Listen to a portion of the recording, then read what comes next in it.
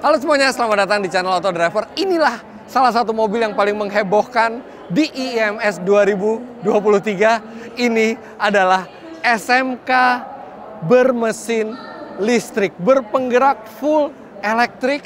Dan mobil ini pertama kali muncul di IMS ini dan sudah bisa Anda beli. Serta di video kali ini saya akan paparkan apa saja speknya, bagaimana detail dari mobil ini, dan saya juga akan masuk ke dalam untuk melihat interiornya. Inilah SMK Bima EV.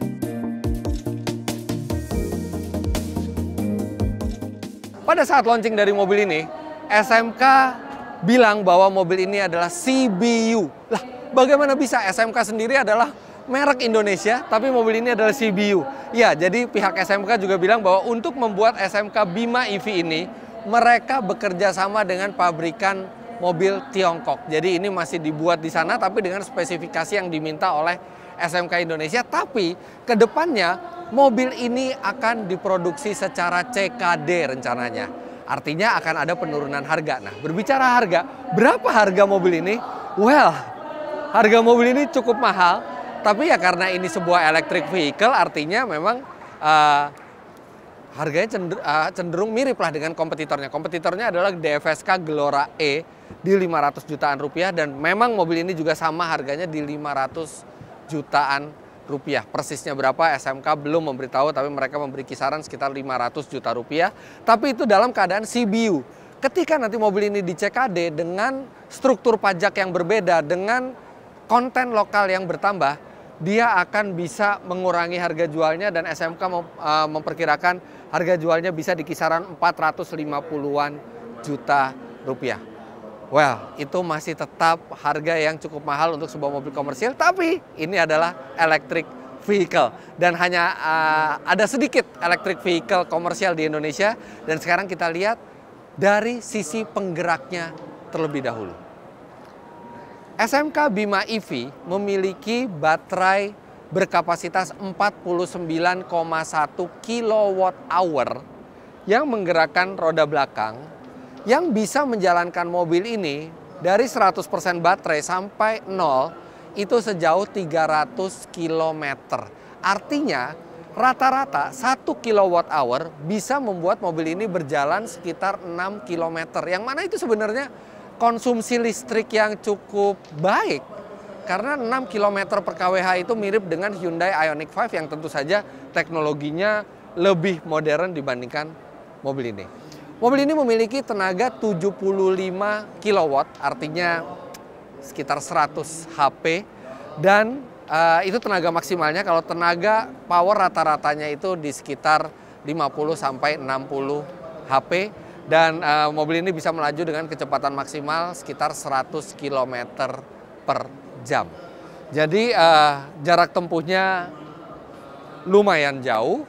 Kemudian konsumsi listriknya lumayan hemat, dan dia memiliki tenaga yang memadai. Minimal di jalan tol dia bisa berjalan menyentuh 100 km per jam.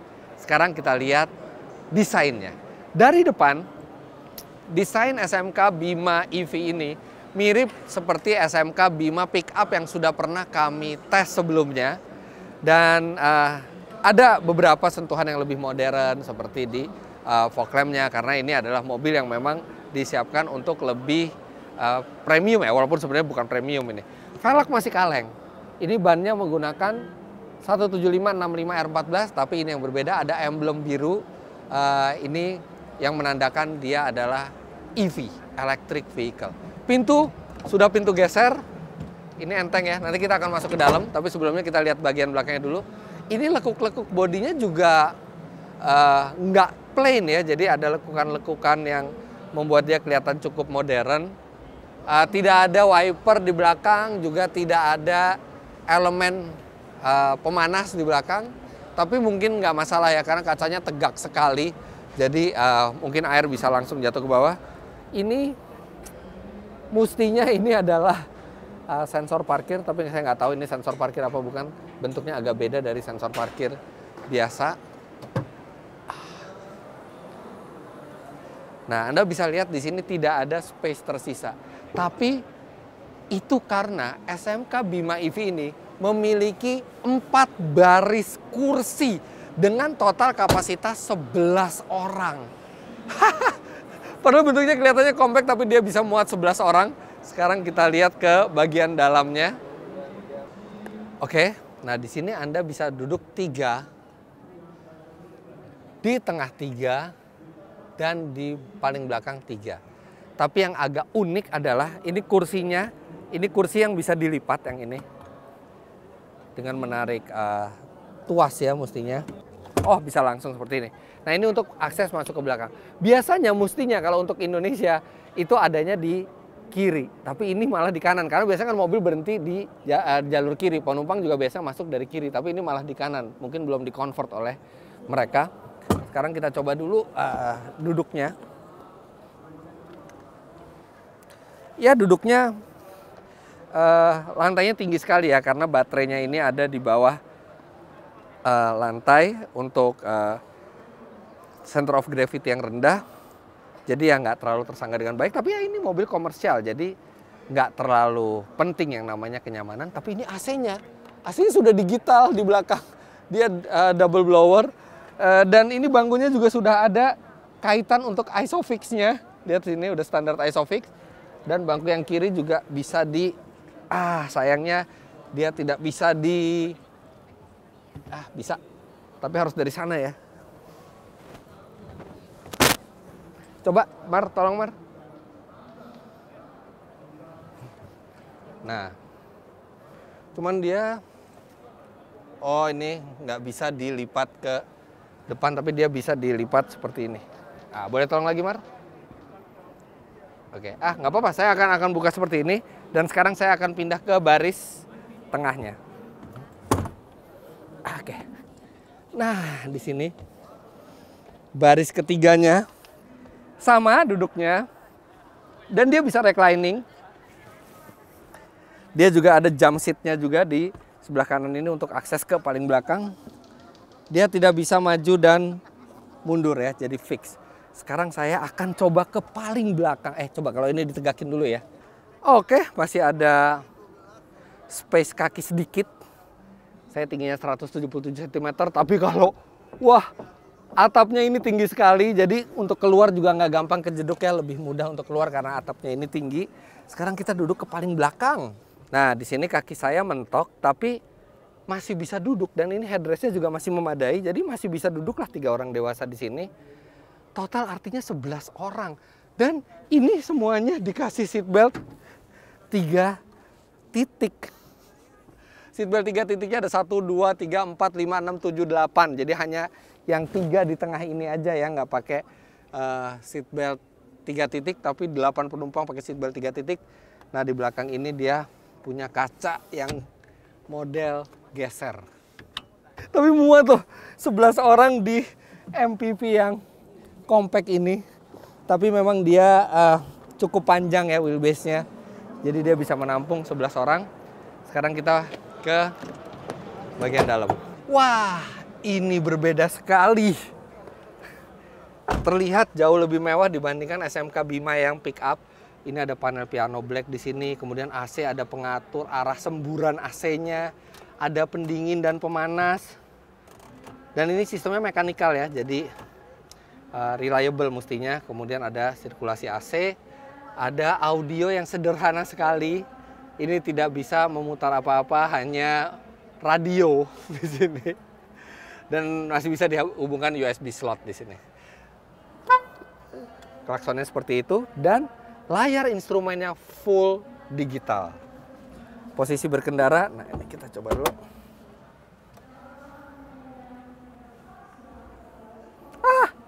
Dia tidak bisa tilt dan dia tidak bisa teleskopik. Hah, ada. Bentar. Nggak ada uang kecil. Nggak ada uang kecil, Pak. Kok buka pintu? Kenapa nggak buka kaca? Nggak ada kuncinya. Oke. Sampai mana tadi? Oh, setirnya tidak bisa tilt dan teleskopik. Jadi posisi berkendaranya ya khas mobil komersial lah. Mobil komersial memang nggak ada yang ergonomis. It's okay lah, tapi ya bukan posisi berkendara untuk nyetir jarak jauh, tapi ya standar mobil komersial. Yang tidak standar adalah shifternya. Shifternya ini simpel sekali, hanya R&D. P-nya aja nggak ada, jadi hanya R&D. Kenapa? Karena P-nya ya langsung aja dinetralin terus langsung tarik rem tangan. Di sini ada beberapa laci penyimpanan. Aduh, cuman emang jujur ya, kualitasnya memang kualitas kendaraan komersial gitu ya. Gap-gapnya gitu ya, bukan kualitas yang premium. Terus di kanan ini ada sejumlah tombol-tombol yang saya juga tidak mengerti. PTC, AVAS, kemudian ada seperti folder. Kalau yang lampu-lampu ini saya mengerti. Coba nanti saya tanyain dulu ini artinya apa.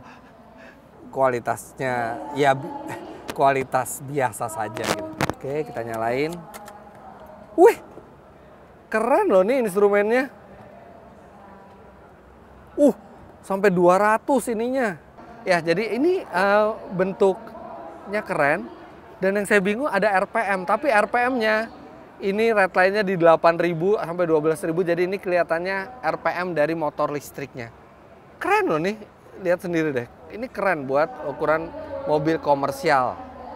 Instrumen digitalnya. Ya, nggak bakal ada material-material empuk ya, tapi not bad untuk sebuah mobil komersial. Seperti layaknya SMK Bima, nggak ada yang bisa dilihat di sini karena SMK Bima yang pickup juga mesinnya di bawah jok, apalagi ini elektrik. Jadi cuma ada kabel-kabel, tapi kita bisa ngisi air wiper di sini. Sama ada radiatornya juga, jadi dia pasti ada pendingin baterainya juga nih, walaupun nggak terlalu gede radiatornya. Ya cuman itu. Dan ada charging port juga di sini. Jadi ada 2 charging port, satu di depan dan satu di samping. Yang ini untuk yang high speed charging, yang fast charging. Sedangkan yang ini untuk AC charging yang lebih pelan. Jadi ada 2 slot charging.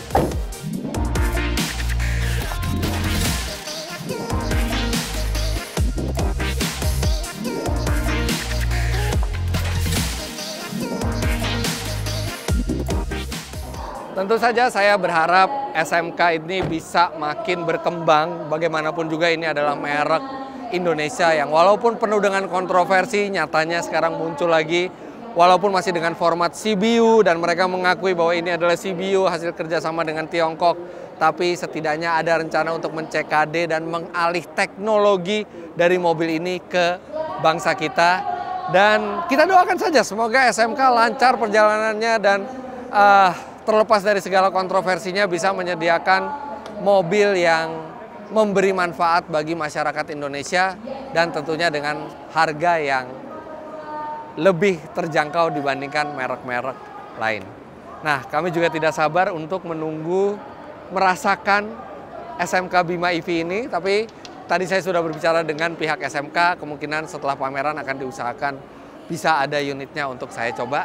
Nanti itu akan saya buatkan video tersendiri. Tapi untuk sekarang sekian dulu begini hasil first impression saya ke SMK Bima EV ini. Jangan lupa Anda klik like bila menyukai video ini, komentar di bawah, dan subscribe ke channel Autodriver jika Anda belum. Main-main ke website kami di www.autodriver.com. Ada banyak berita seputar IMS 2023 dan download aplikasi kami Autodriver di Google Play Store. Terima kasih banyak Anda sudah menyaksikan. Sampai jumpa di video selanjutnya. Bye-bye.